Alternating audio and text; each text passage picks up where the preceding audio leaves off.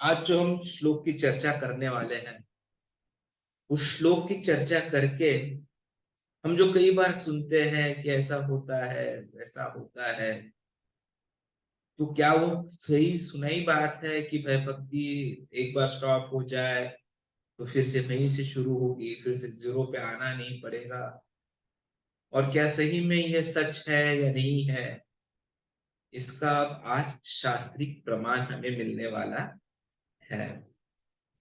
तो आज हम चर्चा कर रहे हैं पहले स्कंद के 5वें अध्याय के 17वें श्लोक की। तो कृपया मेरे पीछे दोहराइएगा। ऑनलाइन भक्तों के लिए भी मैंने ये शेयर कर दिया है। त्यक्त्वा स्वधर्मं चरणाम्बुजं हरे, त्यक्त्वा स्वधर्मं चरणम्बुजं हरे, भजन अपक्व अथ पतेत् ततः यदि, भजन अपक्वः अथ पतेत् ततः यदि, यत्र क्व वा भद्रम् अभूतमुष्य किम्, यत्र क्व वा अभद्रम् अभूत अमुष्य किम्, कः वा अर्थः आप्त भजतां स्वधर्मतः, कः वा अर्थः आप्तः अभजतां स्वधर्मतः। आपको भागवतम निकाल के दूं माता जी? फिर से बोलिए, ऑनलाइन भी बोल सकते हैं। त्यक्त्वा स्वधर्मं चरणं भुजं हरे, भजन अपक्व अथ पतेत् ततः यदि, यत्र क्व वा भद्रम् अभूतमुष्य किम्, कः वा अर्थाप्तः भजतां स्वधर्मतः। ऑनलाइन कोई पढ़ना चाहेगा प्लीज? त्यक्त्वा हरे स्वधर्मं हरे चरणाम्बुजं कृष्णा। हरे। यस प्रभु जी, यस प्रभु जी पढ़िए। या त्यक्त्वा सधर्मं चरणाम्बुजं हरेत्, त्यक्त्वा स्वधर्मं चरणाम्बुजं हरे, भजन आप आपको तथा अथ पते ततो यदि, भजन पक्वाथ पतेत् ततः यदि, यत्र क्वा वा भद्रम् अभूत् अमुष्य किम्, यत्र को वा भद्रमधुम् अदमुष्य किम्, को वार्त आप्तो भजतं कः वार्थ स्वधर्मः, अप्त भजतां स्वधर्मतः। तो अभजतं स्वधर्मः। भजतां स्वधर्मतः। यस माता जी। त्यक्त्वा यस प्रभु जी पढ़िए आप, फिर माता जी पढ़िए। स्वधर्मं चरणाम्बुजं त्यक्त्वा हरे स्वधर्मं चरणाम्बुजं हरे, हरे कृष्णा। अतापते तथा भजन अपक्वाथा पतेत् ततः यदि, यदि यत्र क्व वा अभद्रम् अद्भुत यत्र क्व वा भद्रम् अभूतमुष्य किम्, मुष्य किं कामार्थ आप्ता अवजातं स्वधर्मथा। कः वार्थः आप्तः भजतां स्वधर्मतः। हरे इस कृष्ण। माता जी पढ़िए। त्यक्त्वा स्वधर्मं चरणाम्बुजं हरे, भजन अपक्वाथ पतेत् ततः यदि, यत्र क्व वा भद्रमभूतमुष्य किम्, कः वा अर्थात् भजतां स्वधर्मतः। इसका अनुवाद जगत गुरु श्री प्रभुपाद जी के द्वारा। जिसने भगवान की भक्ति में सेवा में प्रवृत्त होने के लिए अपनी भौतिक कृत्यों को त्याग दिया है, वो कभी कभी कच्ची अवस्था में नीचे गिर सकता है, तो भी उसके असफल होने का कोई खतरा नहीं रहता। इसके विपरीत अभक्त चाहे अपनी वृत्तियों के पूर्ण रूप से रत क्यों ना हो, उसे कुछ भी लाभ नहीं होता। तात्पर्य, जहां तक मानव जाति के कर्तव्यों का संबंध है, उसके कर्तव्य असंख्य है। प्रत्येक व्यक्ति न केवल अपने माता पिता, कुटुंबियों, समाज, देश, मानवता, अन्य जीवों एवं देवताओं के प्रति कर्तव्यबद्ध है, अपितु महान दार्शनिकों, कवियों, वैज्ञानिकों के प्रति भी। शास्त्रों का मत है कि मनुष्य ऐसे सारे कर्तव्यों को त्याग कर भगवान की शरण ग्रहण कर सकता है। अतः यदि कोई इस तरह से करता है और यदि भगवान की भक्ति भय सेवा करने में सफल हो जाता है तो यह शुभ ही है। लेकिन कभी कभी ऐसा होता है कि मनुष्य क्षणिक भावावेश में आकर भगवान की सेवा में समर्पित तो हो जाता है, लेकिन अंत तक किसी न किसी कारण से, कुसंगतिवश सेवा मार्ग से च्युत हो जाता है। इतिहास में इसके अनेक उदाहरण मिलते हैं। भरत महाराज को एक मृग के प्रति आसक्त होने के कारण मृग का शरीर धारण करना पड़ा।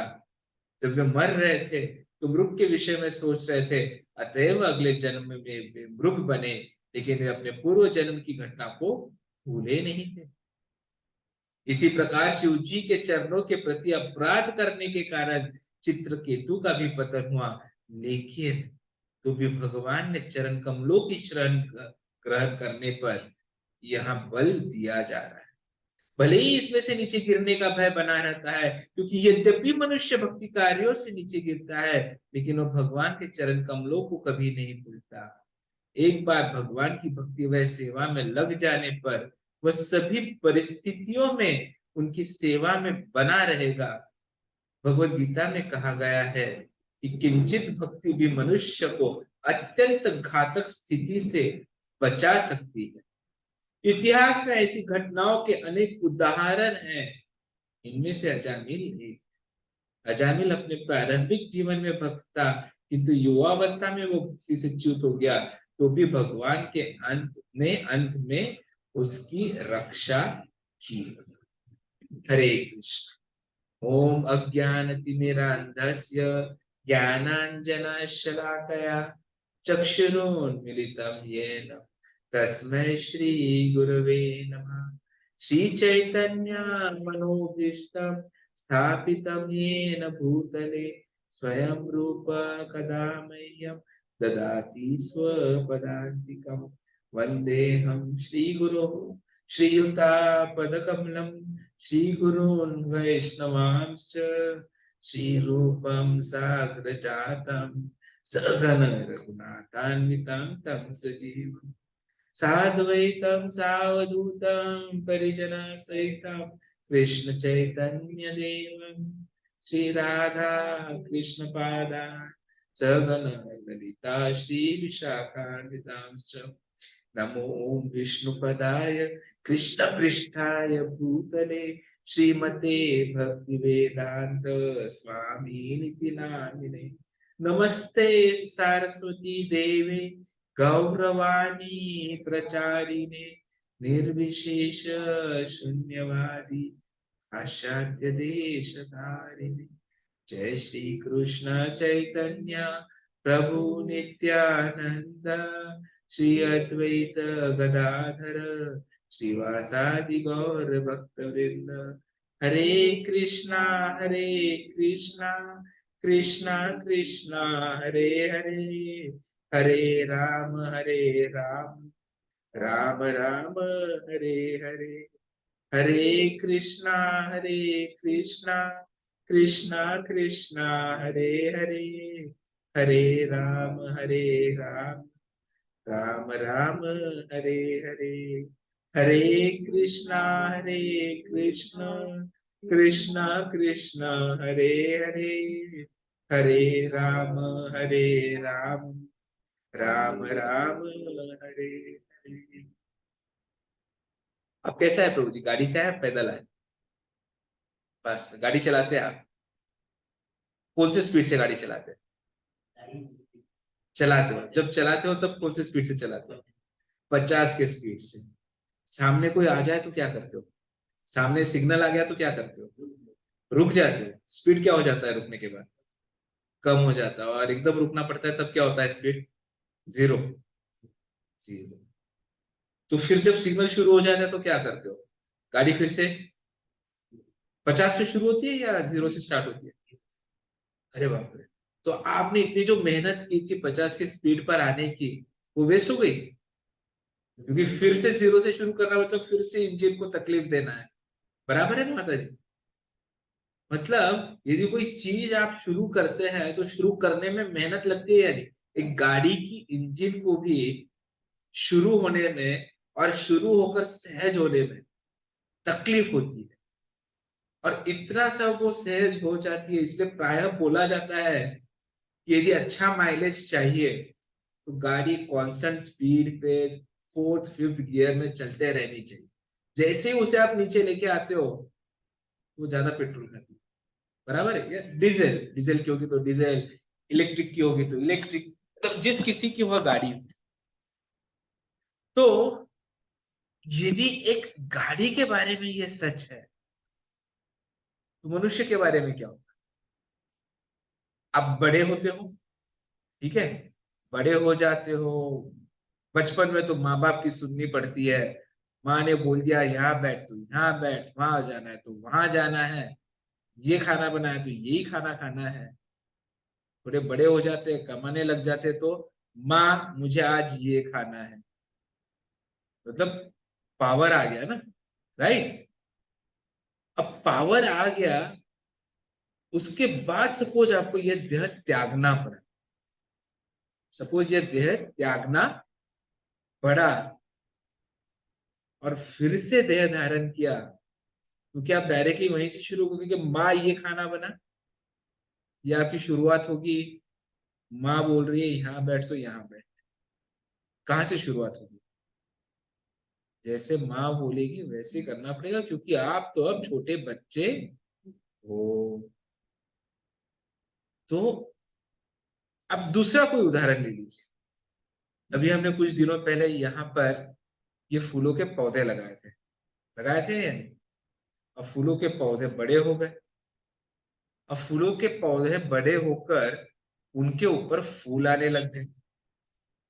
अब फूल आने के बाद जैसे उनकी प्रकृति के हिसाब से अब ये थोड़ा सा वातावरण बदल गया है, तब उनके फूल नहीं आ रहे, कभी कभी वे मूर्छित हो जाते हैं, पतझड़ हो जाती है। तो क्या पतझड़ होने के बाद जब फिर से मौसम अभी सुहावना हो जाएगा तो डायरेक्टली फूल आएंगे, या धीरे धीरे पहले से उनको फिर से पत्तियां लानी पड़ेगी, हरा भरा होना? क्या करना पड़ता है?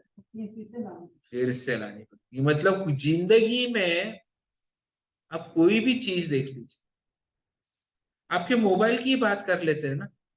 आपने मोबाइल खरीद लिया, अच्छा चला, 3 साल बाद पता चला नया वर्जन आया है, ये अपडेट नहीं हो रहा है। तो क्या यहाँ पर जितने आपने जो कुछ भी सेविंग्स की थी उस नए मोबाइल में अपने आप चली जाएगी, या आपको उसमें फिर से शुरुआत करनी पड़ेगी? आपका मोबाइल ईमेल आईडी रजिस्टर करो, फिर से करना। मतलब कोई भी चीज का आप अंदाजा लगा लीजिए, यदि वह कहीं थम गई तो जहां थम जाती है वहां से आगे नहीं बढ़ती, फिर से शुरुआत से आगे बढ़ना, फिर से शून्य में आना पड़ता है, और शून्य में आकर ही आगे बढ़ना पड़ता है। जो आपने 0 से लेके 7 तक मेहनत की थी, वो पूरी मेहनत जो है वो फिर से दोबारा करनी पड़ती है, और उस दोबारा की हुई मेहनत के बाद ही आप यदि तब थकते नहीं है, हार नहीं मान लेते, तो शायद 8 9 10 पर जा सकते हैं। लेकिन भक्ति ऐसी चीज है, हम बार बार सुनते हैं, भक्ति ऐसी चीज है जो जहां रुक गई शुरुआत वहीं से हो। केवल भक्ति ऐसी चीज तो है या नहीं, ये दुनिया के एकदम अलग, दुनिया से परे। और क्यों है? क्योंकि इसका संबंध है हमारे प्राण प्रिय कान्हा से, जगन्नाथ जी से, तो उनके उपलक्ष्य में जो भी आप सेवा करते हो, जो भी उनके सामने प्रेम प्रदर्शित करते हो, जो भी उनकी सेवा करते हो, भक्ति करते हो, वे उसे ग्रहण कर लेते हैं। और यदि गलती से कहीं आपको रुकना भी पड़ जाए तो शुरुआत फिर वहीं से। एक उदाहरण देते हैं, अपने यहाँ पर राहुल प्रभु जी है, आपने देखा होगा, उनकी एक छोटी सी बिटिया है। अब अपने इस एरिया में छोड़ो, अपने इस बिल्डिंग में, अपने यहाँ पे आजू बाजू इतने सारे बच्चे प्राय शाम को आते भी है भगवत गीता कक्षा में, लेकिन आप देखेंगे कि उनकी बच्ची जो है इतनी छोटी होती हुई भी इतने अच्छे से करताल बजाती है, इतने अच्छे से कीर्तन गाती है। ऐसा क्यों? बाकी बच्चे तो नहीं करते हैं। ऐसा क्यों? क्योंकि वो लकी है, उनका पूर्व जन्म में कहीं ना कहीं भक्ति का स्तर इतना बढ़ गया था कि अब शुरुआत जो है वह ऊपर के स्तर से कम उम्र में ही हो गई। हम प्राय यह भी सुनते हैं कई बार कि वो प्रभु जी तो अभी अभी आए और देखो कितने कम समय में कितने आगे बढ़ गए। ऐसा कैसे? ऐसा इसलिए क्योंकि उनकी भक्ति तो कितने जन्मों जन्मों से शुरू थी और अब उन्हें मौका मिला है उसे पूरा करने। अब आपको ही देख लीजिए, आप आते, ये मंदिर में आ रहे हैं, बाजू में आजू बाजू में कई और लोग भी है, वो क्यों नहीं आ पाए? उनको क्यों जगन्नाथ जी के प्रति आकर्षण महसूस नहीं हो रहा है? क्योंकि आपने पूर्व जन्मों में ऐसी भक्ति की है कि अब जगन्नाथ जी बोल रहे हैं अब तो तुझे उसके आगे आकर मुझसे दूर नहीं रहा जाता, वापस मेरे पास आ जा। और इसीलिए वो हमें बुलाते हैं और इसीलिए हम लोग यहाँ आ पाए, वरना क्या जरूरत है। आज कई बार ऐसा होता है कि कई लोग आते हैं कि मैं सिर्फ भजन या फिर मैं सिर्फ आरती तक रुकूंगा और फिर भाग जाऊंगा, और फिर कुछ लोग फिर भी जमे रहते हैं भागवतम सुनने के लिए, क्योंकि उनकी भक्ति वहां पहुंची है जहां पर वे समझ पाते हैं नित्यम भागवत सेवया, क्योंकि उन्होंने पूर्व जन्म में कुछ ना कुछ भक्ति की। तो हम भक्ति में कुछ भी कार्यकलाप कर ले, कितना भी कार्यकलाप कर ले, वो कभी क्षीण नहीं होता। और यही आप कोई भौतिक चीजों के बारे में सोचेंगे। अब हम कई बार बोलते हैं शादी का लड्डू जो खाए वो भी पछता है, जो न खाए वो भी पछता है। लेकिन कुछ लोग तो ऐसे होते हैं जो एक बार लड्डू खा लिया, पछता गए, पर फिर भी दूसरा लड्डू खाने के लिए तैयार है। नहीं, शायद वो लड्डू में ही कोई खराबी थी, इसमें खराबी नहीं है, शादी में खराबी नहीं है, तो फिर से शादी का लड्डू ले ले। और दुर्भाग्यवश कई लोगों का तो दूसरी बार भी शादी के लड्डू का पछतावा हो ही जाता है, तो वो सोचते हैं नहीं, शायद वो दोनों लड्डुओं में खराबी थी, मैं एक और बार ले लूंगा लड्डू, और फिर से पेट हजमा खराब। तो भौतिक चीजों में आप कुछ भी कर लीजिए, आपको कभी भी यश आनंद मिलेगा ही नहीं। जैसे भगवत गीता में कहा है, यदि हम 6 अध्याय की बात करेंगे तो वहां पर भी भगवान ने यही बोला था कि भक्ति में आप कुछ करो तो कभी क्षण नहीं होगा, भौतिकता में कुछ करो तो उसका कोई मतलब नहीं रहे। शुचिताम श्रीमतम गेहे योग भ्रष्ट अभिजायते। जो भक्ति योगा से यदि कहीं गलती से भी आ गया और उसका पूर्णत्व नहीं प्राप्त कर पाया, तो भगवान क्या कहते हैं, मैं उसे बढ़ने के लिए क्या दूंगा, या तो उसे देवता बना दूंगा। और वहां पर इतने सारी खुशियां पाने के बाद उसे मौका दूंगा कि वह ऐसे परिवार में जन्म ले तो या तो पूर्णतः शुद्ध ब्राह्मण हो या बहुत ही अमीर, और उसे मौका मिलेगा कि वह अपनी कृष्ण भक्ति को फिर से जगाए। जैसे प्रियव्रत जी के जो प्रभुपाद जी लेक्चर में बताते हैं कि उनके एक प्रभु उनके वहां पे शिष्य थे उनके, प्रियव्रत बोल के, उनकी जिंदगी में भी यही हुआ। वे इतने अमीर थे, लेकिन जैसे ही कुछ आगे बढ़े उन्हें महसूस हुआ ये सब कुछ काम का नहीं है, और जैसे ही उन्होंने ये हरे कृष्ण मंत्र सुन लिया, हरे कृष्ण कृष्ण कृष्ण हरे हरे, हरे राम राम राम हरे हरे, सर्वम आकर्षेति इति कृष्णः, तो वो आकर्षित हो आगे बढ़े। तो यह सब कुछ होते रहता है। देखिए यहाँ पर व्यासदेव जी ने अनेक अनेक जो उन्होंने रचनाएं की थी उनके बारे में चर्चा की, उनके बारे में बोला कि ये सब करके भी मैं असंतुष्ट हूँ।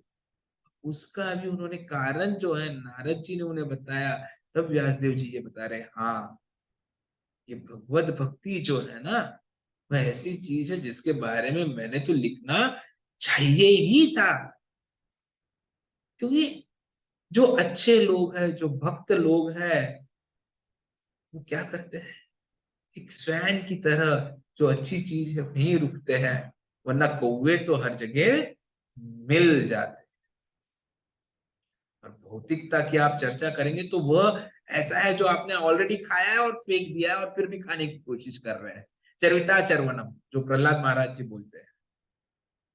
वो मुझे वो नहीं चाहिए, ये बिल्कुल बकवास है, मुझे नहीं चाहिए ये सब।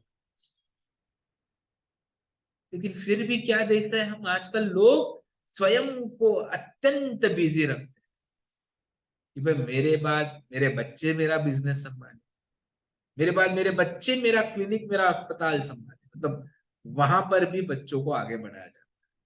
यदि बच्चा ठीक से पढ़ नहीं पा रहा है, उसमें उतनी क्वालिटीज नहीं है, तो प्राइवेट कॉलेज में उसका एडमिशन कराकर उसे डिग्री मिलाई जाए। तो इतना करोड़ों का खर्चा किया है अस्पताल में, तो उसे चलाने वाला तो चाहिए। चरविता चरवनम, और इंसान ये चरविता चरवनम क्यों करता है पता है आपको? क्योंकि उन्हें जो है ना प्रायः उससे अच्छी जो जानकारी होती है वह नहीं होती। जैसे भागवतम में आप देखेंगे तो 7वें स्कंद में यह आता है, न देवी दुस्वार्था गतिम ही विष्णु दुराशया ये बहिरर्थमानिनः। प्रहलाद महाराज जी ये उनके पिताजी को बोलते हैं, जब उनके पिताजी उन्हें पूछते हैं कि भाई तुझे ये सब कहां से पता चला, क्योंकि मैं तो एकदम क्या बोलते हैं नास्तिक हूँ, तू कहां से इतना आस्तिक बन गया, तब वो ये सब बता। और ये अचानक से नहीं होता है, ये कहां से हो रहा है, क्योंकि उनको शिक्षा वैसे मिली है।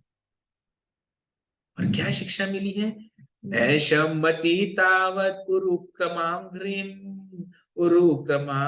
अंग्री, अंग्री मतलब चरण कमल, या फिर लोटस फीट जिसे हम बोलते हैं इंग्लिश में। तो ऐसे चरण कमलों पर यदि आपको बोला जाए कि भाई चरण कमलों की सेवा करो, प्राय कोई करेगा नहीं। लेकिन जैसे ही आप एक बार कर, कृष्ण आपको छोड़ेंगे नहीं। तो यहाँ नारद जी व्यासदेव को उनकी गलती सुधारने के लिए समझा रहे हैं कि भाई आप तो विद्वान हैं, आपने इतना सब कुछ कर लिया है, लेकिन आप संतुष्ट नहीं है, क्योंकि आपने भगवान के उन कार्यकलापों के बारे में एक्सक्लूसिवली नहीं लिखा है। जिसे सुनकर, जिसे पढ़कर जो असल में मन शांति है, जो असल में दुनिया का प्रभाव है, उससे दूर होना है, वह प्राप्त हो सकता। तो ये रहस्य है, और ये रहस्य की चाबी है कि बिना भगवत भक्ति के, बिना कृष्ण सेवा के दुनिया में कितनी भी कोशिश कर लो, शांति नहीं मिलेगी।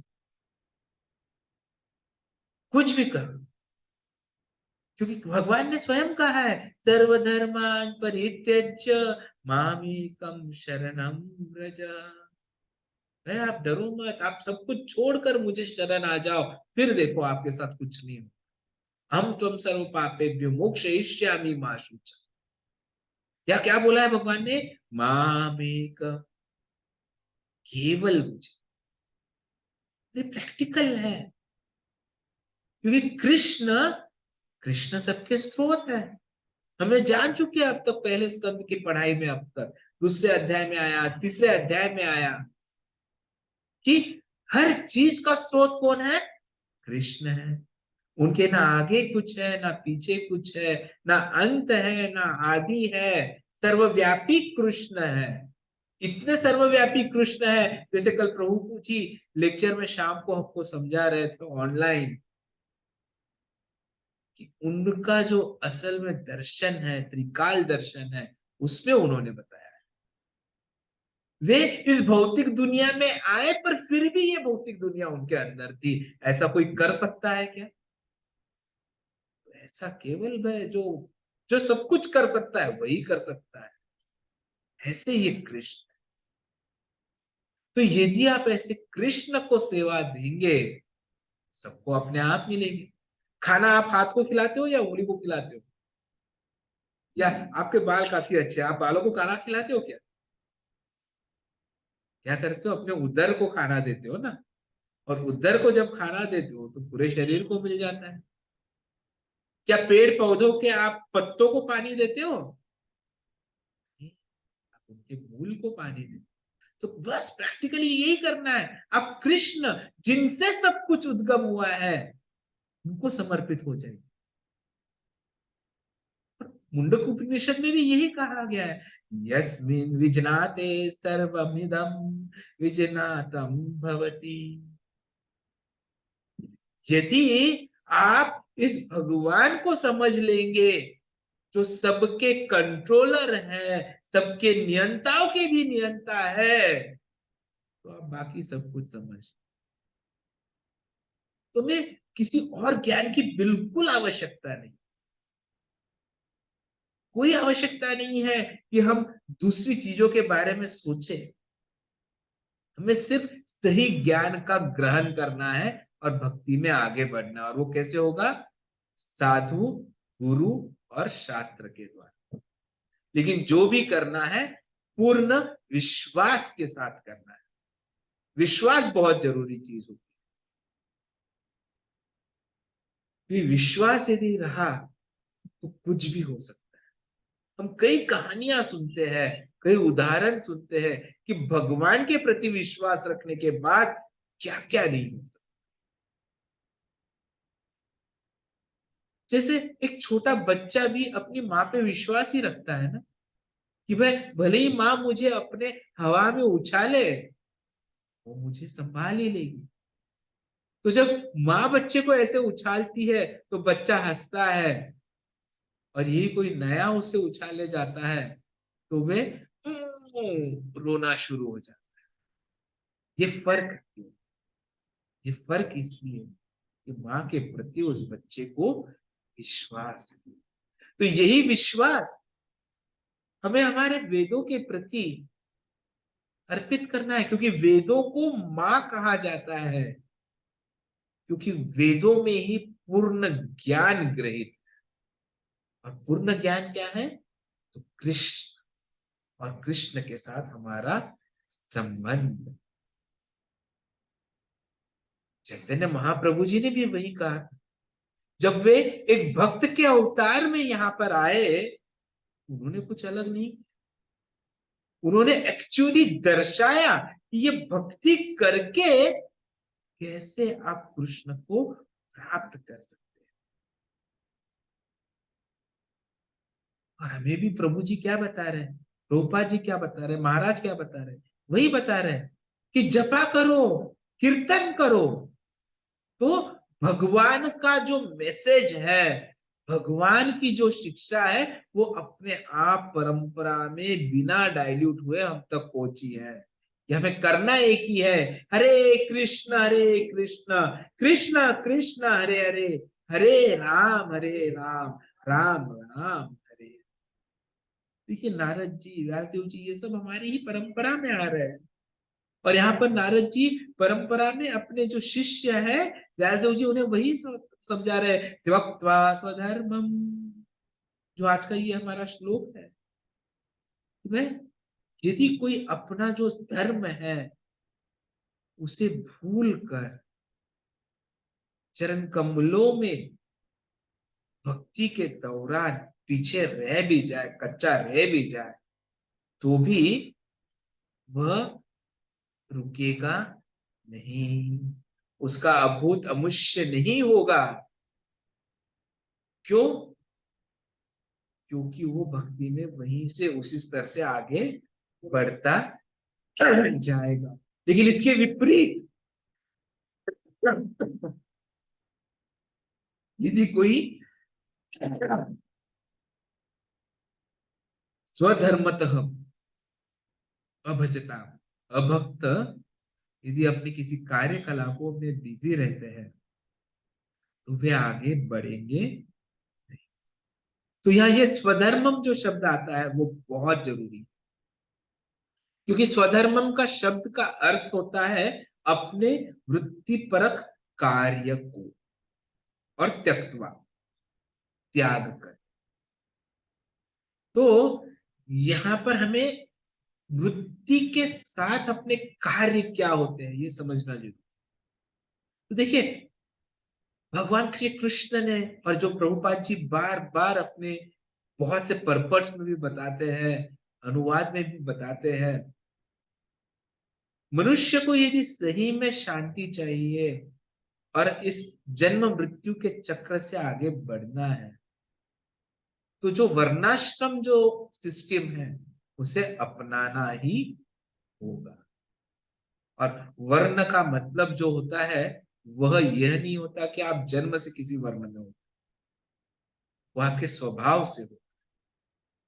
तो अपने स्वभावानुरूप जो आपके कार्य हैं उसको यदि आप ठीक से कर लो और उन्हें ठीक करते रहो भी, फिर भी आप आगे नहीं बढ़ो, सब कुछ यूजलेस ही रहेगा जब तक कि आप परम कार्य जो है उसमें नहीं आते। और परम कार्य क्या है, परम कर्तव्य क्या है, तो भगवान की सेवा करना।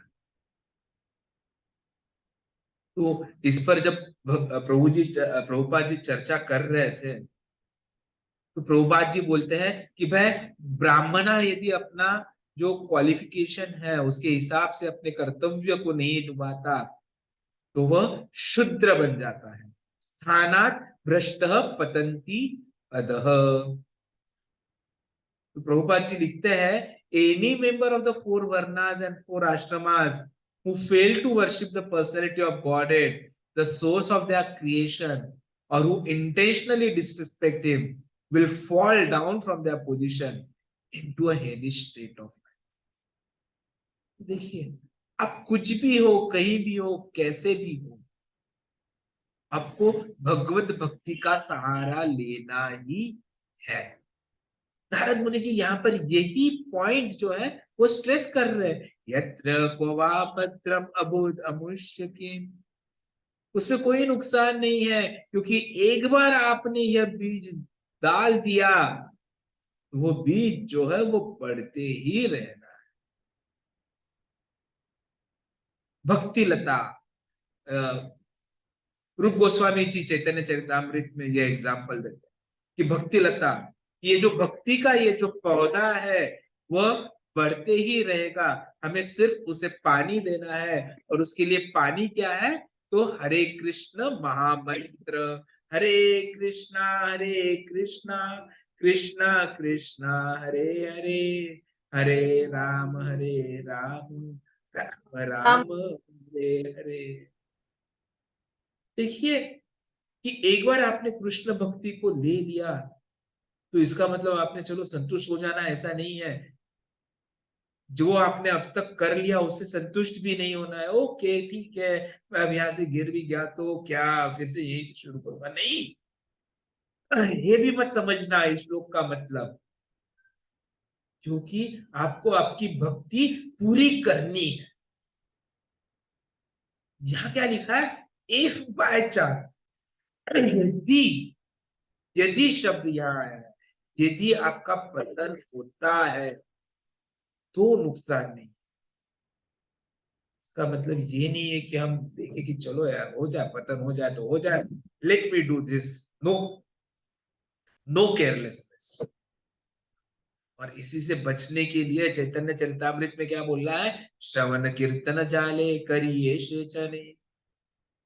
When a person receives the seed of devotional service, he should take care of it by becoming a gardener, sowing the seed in his heart. If he waters the seed gradually by the process of Shravan and Kirtana, the seed will begin to sprout. क्या लिखते हैं यहाँ पर? कि यदि आपको ये भक्ति लता का बीज मिल जाए तो एक अच्छे गार्डनर की तरह हमें उसका ध्यान देना है, उस बीज को अपने हृदय में लगा लेना है और उसे निरंतर सही ध्यान देते हुए पानी देना है। और कैसे देना है? उसे बढ़ाने के लिए श्रवण और कीर्तन कर। और जब हम ये करेंगे तो ये भक्ति लता का ये जो बीज है, ये भक्ति लता और भक्ति वृक्ष में बढ़ जाएगा। और यही चर्चा आगे शुरू होगी। इससे आगे अभी बताएंगे वो भक्ति वासन सद्भाव इति भाव अव्ययत विष्णु केवलम स्वधर्म पक्व अथ व्याप्त भजतम। तो एक बार ये भक्ति खुल जाए तो ये भक्ति भी मनुष्य को नीचे गिरने नहीं देगी, वो खुद बढ़ते रहेगी। जैसे हमने दूसरे अध्याय में ही देख लिया था, जैसे ही हमारे परमात्मा जो हमारे साथ है वो देखते हैं कि ये यहाँ जाना चाहता है तो उन्हें वो पुश कर देते हैं।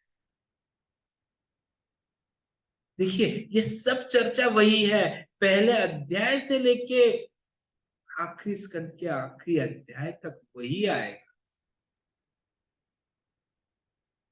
तो हमें हमें जो अभी ये जो मौका मिला है उसे गंवाना नहीं है। उसके लिए उदाहरण भी प्रभुपाद जी ने दिए हैं। भरत महाराज का उदाहरण है, चित्रकेतु का उदाहरण है, अजामिल का भी उदाहरण। भगवान बहुत ही दयावान है, लेकिन उनके दया का जो इस्तेमाल है वो हमें इसी जन्म में पूरा कर लेना है।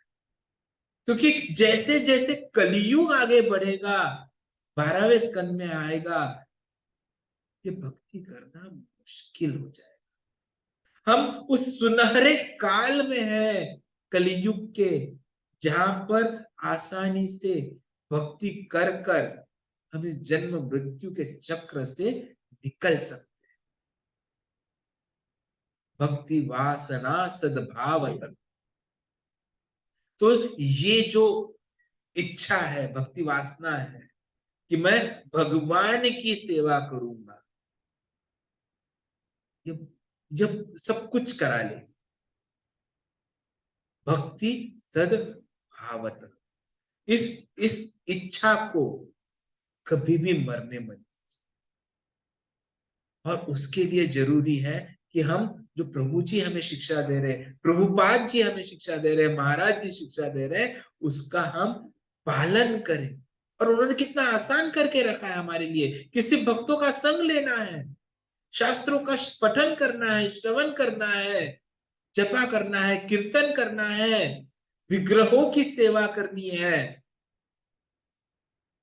और कृष्ण प्रसाद का सेवन करना है। तो आप भी समय निकाल कर जो ऑनलाइन है आइए